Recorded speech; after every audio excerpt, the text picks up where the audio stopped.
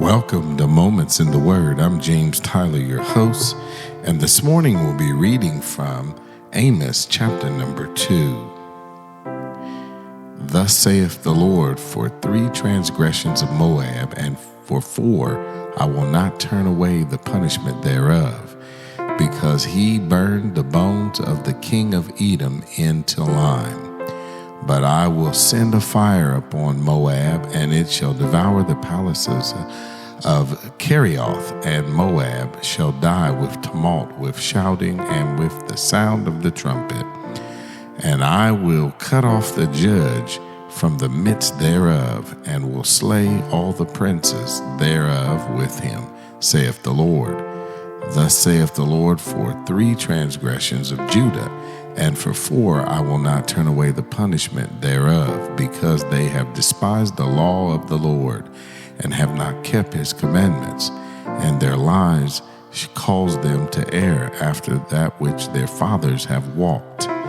But I will send a fire upon Judah, and it shall devour the palaces of Jerusalem. Thus saith the Lord, for 3 transgressions of Israel, and for 4 I will not turn away the punishment thereof, because they sold the righteous for silver, and the poor for a pair of shoes. The pant after the dust of the earth on the head of the poor, and turn aside the way of the meek.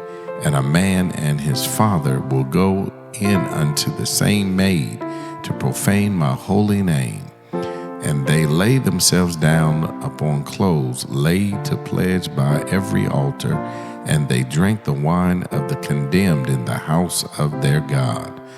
They destroyed, yet destroyed I the Amorite before them, whose height was like the height of the cedars, and he was strong as the oaks.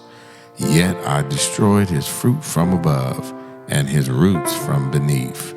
Also I brought you up from the land of Egypt, and led you 40 years through the wilderness to possess the land of the Amorite. And I will raise up of your sons for prophets, and of the young men for Nazarites. Is it not even thus, O ye children of Israel, saith the Lord?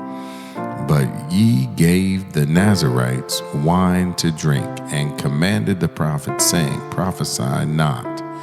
Behold, I am pressed under you, as a cart is pressed that is full of sheaves. Therefore the flight shall perish from the swift, and the strong shall not strengthen his force, neither shall the mighty deliver himself. Neither shall he stand that handleth the bow, and he that is swift of feet should not deliver himself. Neither shall he that rideth the horse deliver himself. And he that is courageous among the mighty shall flee away naked in that day, saith the Lord. As we turn and we look at the context of this scripture here, we find that it offers a stern call for justice and righteousness. Also to look here, Jesus' teachings align closely with these themes, emphasizing compassion, justice, and living a life that reflects God's love. In the justice part, Jesus consistently advocated for the marginalized and oppressed, much like Amos called for justice. Also, he taught about living a life of integrity and righteousness, mirroring Amos's message to Israel about their need to return to God's ways and not stay within their own. Also, here how we can apply this to today is stand up for the oppressed and marginalized, just as Jesus did. Work towards fairness in our communities and amongst the body of believers. Reflect what Jesus is teaching by living a life of honesty and righteousness. Integrity is important.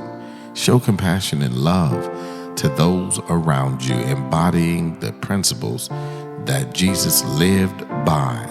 And we'll find that by integrating these principles means living a life that reflects the values and justice and integrity of compassion, as we have said before, And if we don't learn anything else, we'll see that these are core to both Amos's message and Jesus's teaching, upliftingly right. I'm James Tyler, coming to you live from the Castle Studios, and welcome again to Moments in the Word. God bless you.